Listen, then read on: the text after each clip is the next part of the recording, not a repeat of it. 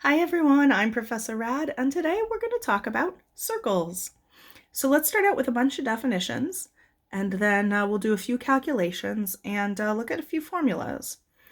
So for our definitions, a circle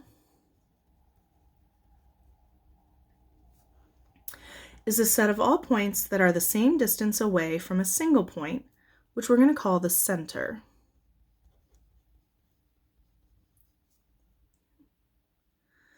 The radius of a circle is the distance from the center to the side of the circle, and the circle's diameter is the distance through the center from one side of the circle to the other side. Okay, so we're describing something visual, so it's going to be helpful to visualize these, right? Ta-da! Okay, so this guy here, this is our circle, and this dot in the middle is the center. It's like smack dab in the middle of the circle. It's in the center. When we find the radius is the distance from the center to the outside edge. And you can measure that anywhere, right? So you can measure this distance here. It would be the same as this distance here. So one of the ways that circles can be made is you put like a little tack in the center and you tie a little string to it. And then you pull the string taut with your pen or your pencil, and you just kind of draw all the way around that. And that will get you a circle. And then the diameter goes all the way through the circle, but through the middle.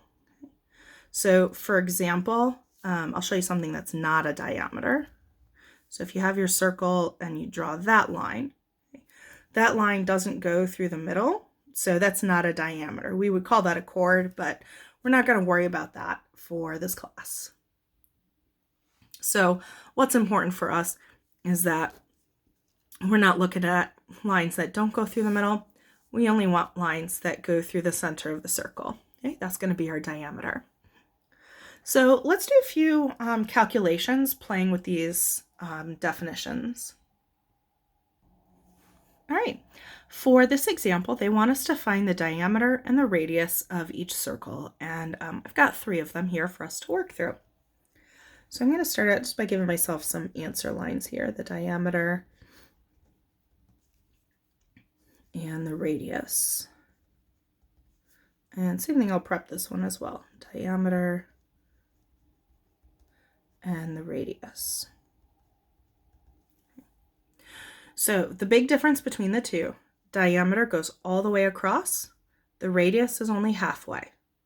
So when I look at the circle that they gave us the radius because they gave us the halfway distance. So the radius of the circle is 3 meters. The diameter would go all the way across. So let's say I were to extend that. So if I know that halfway across is 3, well, the other half has to also be 3. So total, 3 plus 3 is going to give us 6 meters. All right, let's go ahead and look at part B. So this time I noticed that they didn't give us the radius. This time they gave us the all the way across distance. They gave us the diameter. So we have 0.25 kilometers for this diameter. If I want to know the radius, that means I want to know the halfway distance across. So since it's the halfway distance, I could take this number and divide it by 2. So 0.25 divided by 2 is going to give us 0.125. So the radius is 0.125 kilometers.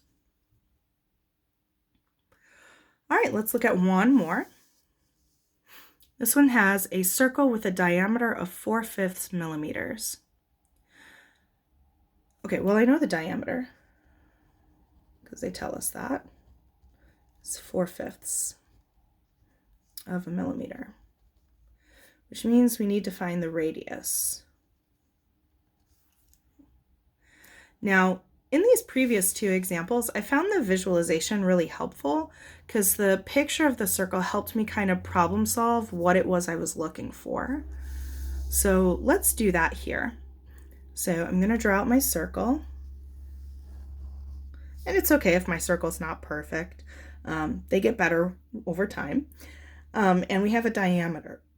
So diameter's all the way across. Okay. So I know that that is 4/5 of a millimeter. So in order to find the radius is the halfway distance. That's what we're looking for. So since it's the halfway distance, I'm going to divide by 2. So 4/5 divided by 2, that should give me 2/5. Yep, 2/5. So we have 2/5 millimeters. All right, so that's it for finding our diameter and radius. Now let's go ahead and look at some formulas for circles. For our class, you don't have to know the formulas for the circles. You do have to know formulas for rectangles, squares, and triangles, but for circles, I'll always give those to you. But I want to talk about these formulas because they involve a really popular number, also a delicious treat, called pi. All right, so for our definition, the number this, which we're going to pronounce pi, is an irrational number, and it's approximately equal to 3.14. So for our class, you're going to be expected to know that. You're going to be expected to know that pi is about 3.14. The good news is that our calculators can give us a better approximation for pi. So I want to show you how that shows up on two types of calculators. So I've got the TI-30XS Multiview here, as well as the Casio FX300 ES Plus. And most calculators will have either a pi button or as a secondary feature on the calculator. So I'm going to look at the 30XS first. This one has a pi button, and it's over here on the side. Usually when there's a pi button, it ends up being like on the left-hand side or sometimes on the right-hand side. So that's kind of where you want to look for it. If I press pi and then enter, this calculator is going to be very unhelpful and say pi is pi. So if I want a decimal approximation a little bit longer than 3.14, on this calculator I can press this left-right arrow button and it'll give me the decimal approximation. So we can see it's about 3.14, but then it goes on longer, 1592654, and then even beyond the screen of the calculator. Okay? This is an irrational number, so that means pi, the digits of pi, go on forever, and it's never going to come all the way back to the beginning and repeat the sequence 141592654 ever again.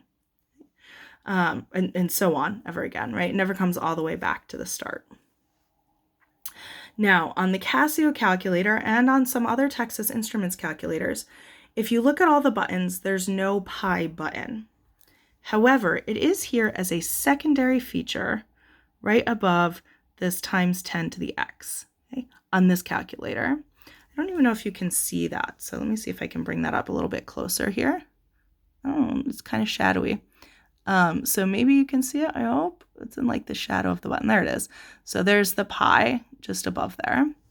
So to access this secondary button, we're going to press Shift or sometimes the second key. So here I'm going to press Shift times 10 to the x and then hit equals. And again, it's not always going to be Shift this key. If you don't have a pi button, you want to look on the calculator body itself to see if you can find that pi symbol. Okay, and in this case, it happened to be very down at the bottom. Sometimes it's also kind of in this top right section area, but it really just depends on your calculator. All right, so now that we've been introduced to pi, let's go ahead and use pi in a formula to help us find information about circles. Okay, so let's start out with circumference. So circumference is kind of like the perimeter of a circle. It's a distance around the outside edge. So the formula for circumference is pi d, where d is the diameter of the circle. So I'm going to draw a picture, and I'm going to draw the diameter, okay, to help me kind of get set up for this question. Find the circumference of a circle with a diameter of 14 centimeters. So I know that's 14 centimeters across. Using both the approximation 3.14, so the squiggly equals is approximately equal to 3.14, as well as the pi button on your calculator. And we're going to round both of these to the nearest hundredth. So it looks like this example is trying to help us see if there's a big difference between the approximation 3.14 and the button on our calculator. All right, so let's go ahead and use the approximation first.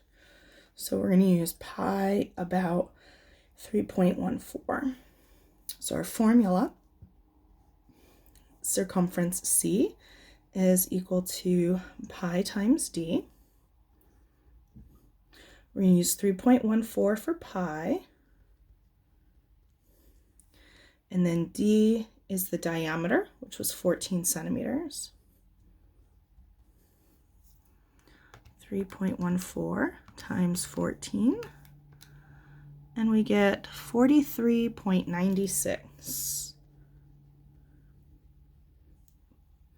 Now, since circumference is going to be like perimeter, we're just going to use the normal units here. So we're going to use centimeters. And it's said to round to the nearest hundredth, but our answer is already given to the nearest hundredth, so we don't have to round it.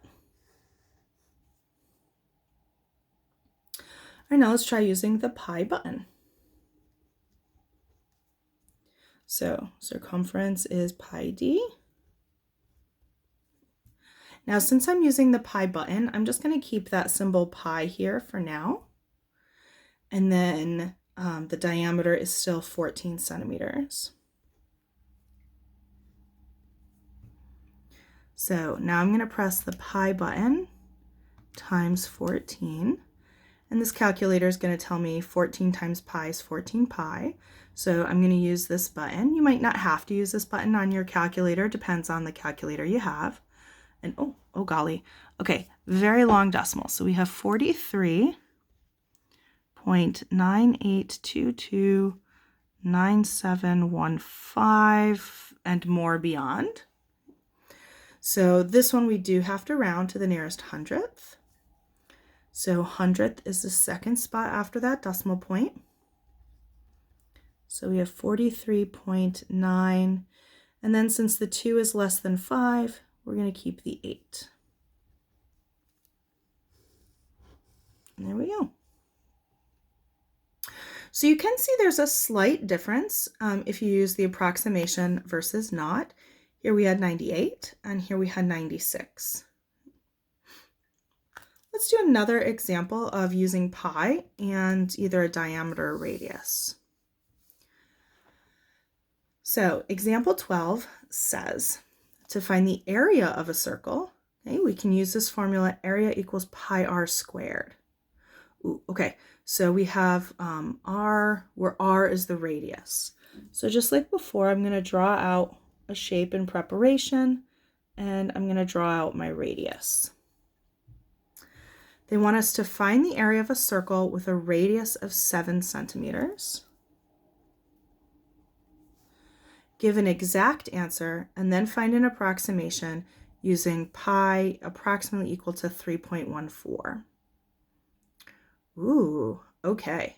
So when they say exact answer in this case, that means basically what we had here, the 14 pi.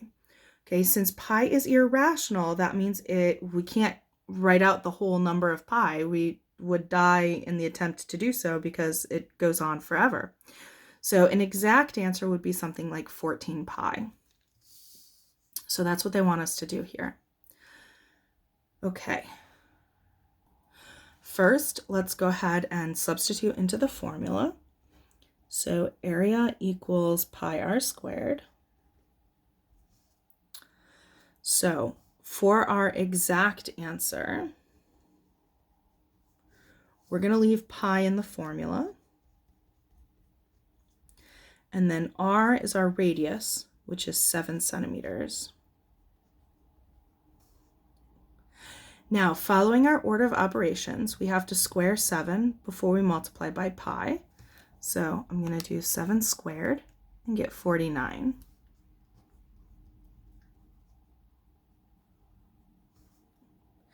Now, when you have like a variable in your answer, the tradition is to write the number first.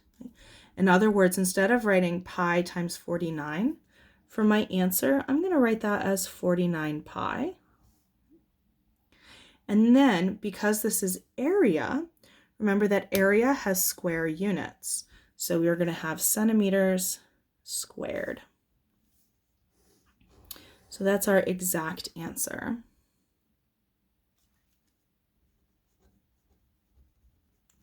To get our approximate answer, I'm going to take this one from here, but instead of writing pi, I'm going to plug in that 3.14, since that's what they told us to use. So 49 times 3.14 is going to give us 153.86.